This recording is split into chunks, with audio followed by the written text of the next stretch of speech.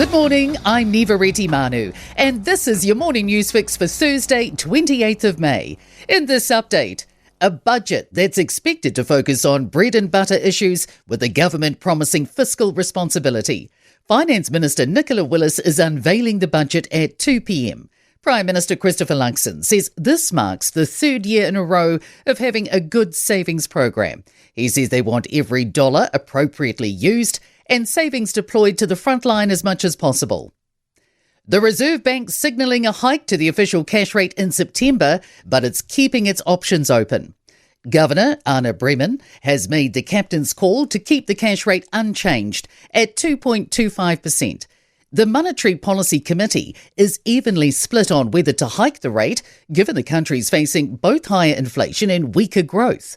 Reserve Bank Chief Economist Paul Conway says they're dealing a negative supply shock, which is pushing output and inflation in different directions. Foreign Minister Winston Peters has made it clear New Zealand wants an urgent end to the conflict in the Middle East. He's spoken to his Iranian counterpart, Abbas Araghchi, last night. Peters says he believes a negotiated solution is the only way to achieving long-lasting peace, including freedom of navigation through the Strait of Hormuz. He says he passed on the fact New Zealand welcomes reports of both sides engaging in serious detailed peace talks. Meanwhile, Iranian state television is reporting the peace deal being negotiated would lift the US blockade of ports in return for reopening the Strait of Hormuz. The White House says those reports are not true.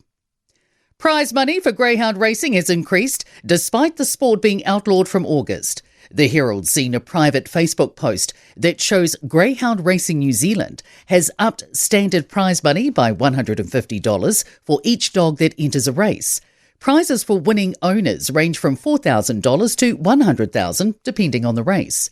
Greyhound Protection League spokesperson Emily Robertson says that the increase is significant, as any cash left over in August will be directed towards caring for ex-racing dogs. Greyhound Racing NZ CEO Edward Rennell rejects the suggestion it's about spending cash in a hurry. Using artificial intelligence to detect breast cancer is a step closer to becoming a reality. The government's confirmed it's reached the procurement stage as it prepares to select the preferred mammogram tool to roll out in 2027. Health Minister Simeon Brown says studies show AI can improve detection rates and spot cancers that may otherwise be missed. In sport, the Blues have sparked the biggest comeback win in State of Origin League history to beat the Maroons 22-20 in Sydney. A 79th minute James Tedesco try from a bomb sealed the result. New Zealand have reached 361 for 5 on the opening day of their maiden cricket test against Ireland at Belfast.